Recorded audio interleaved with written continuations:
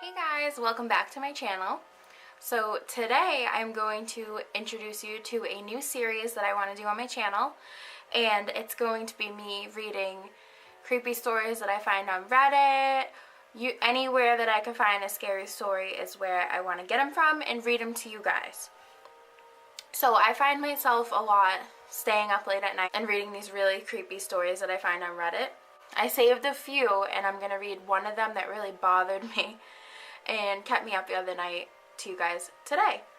So let's just get into it. And I'll link the full story up in the description box.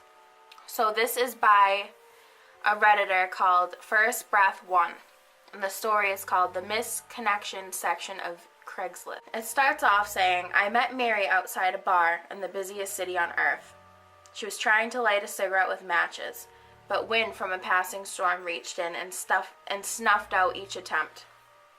She tried moving, then she tried shielding the flame with the sleeves of her massively oversized hoodie, and the bulk of her long blonde hair.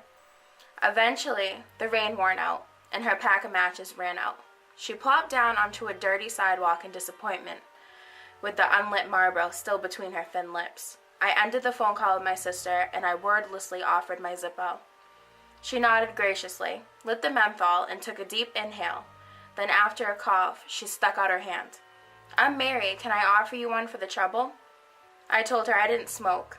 So you're standing outside, offering drunk girls lighters. That's creepy, man. There has to be a better story, right? I told her it was my dad's lighter. I told her that he had just passed away recently. This week, actually. I told her that my sister just called, and then I had to leave the bar because we were in the midst of planning his funeral.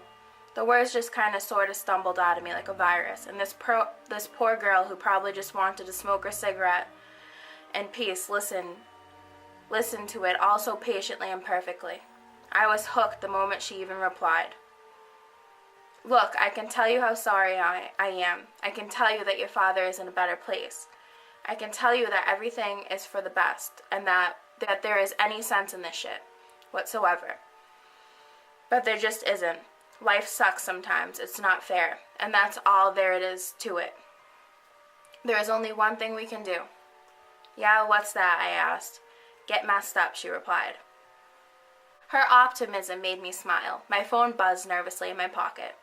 Cindy probably wanted to close the deal in a coffin. The stress of my father's upcoming burial weighed down on me like an anvil, but the mystery girl piqued my interest. I ignored the call and I tilted my head back towards the bar suggestively. She says, not here, I know a better spot.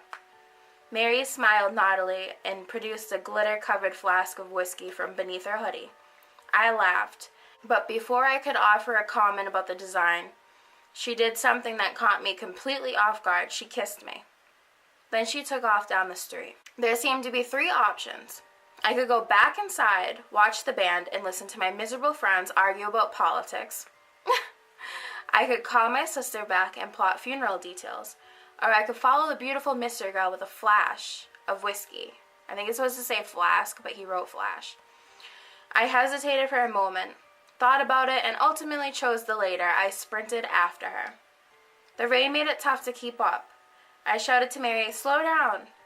I caught her turning a corner and she yelled something back through the storm. It was hard to hear. Hurry, please. The alcohol from earlier started to kick in.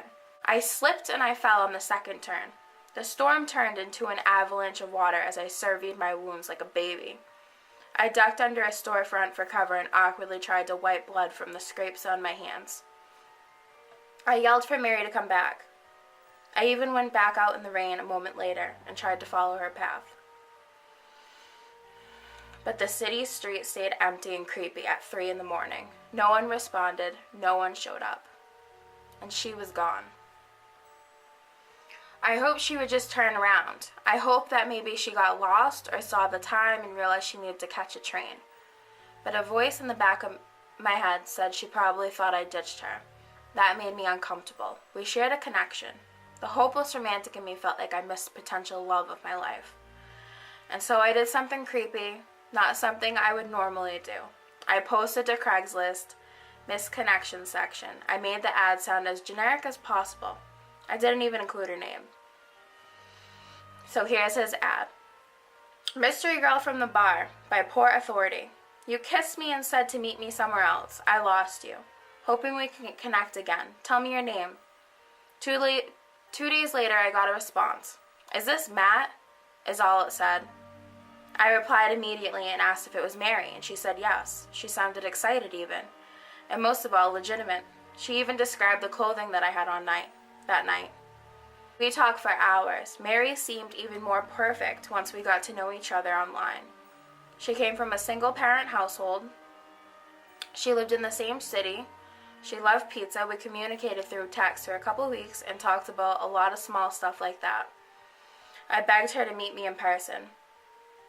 I asked to talk on the phone or even video chat, literally anything else besides text, but Mary always came up with excuses. That changed the night of my 23rd birthday. Mary promised to make an appearance, and she told me to make sure no one else came to my apartment.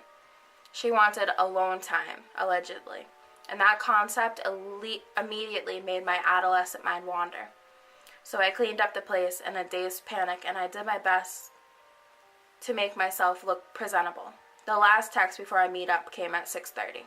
See you soon. There's something that I need to explain. I got ready, kept my panicked mind at ease by cleaning the place up. The time crept by, but finally someone knocked on the door at exactly 7 sharp. I rushed towards it, but something made me look out the window first, and thank God I did. Standing at the front door was a disheveled, middle-aged man.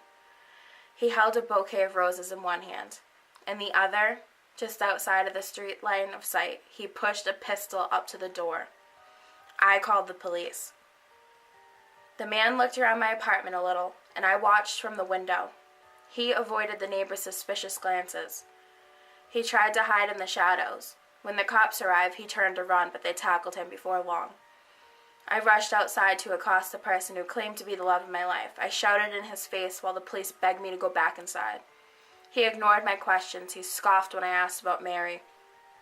After a quick pat-down, the officer recovered the weapon. Then they pulled a second mysterious object from the man's coat pocket. It was a pink whiskey flask covered in glitter. 3 weeks later, my Craigslist connection was indicted for second-degree murder. What? Yeah, so it sounds like he was originally talking to Mary. This man murdered her. Played it off on Mary's phone, was talking to the guy to apparently kill him too. I don't know, guys. This one was so creepy when I read it, and it gives me the chills. So, I hope you guys enjoyed this new series that I want to do on my channel. And if you're not already, please subscribe, like, and comment on this video. And I will be back with more. Alright guys, be safe and stay away from the missed connection section of Craigslist. Okay guys, bye.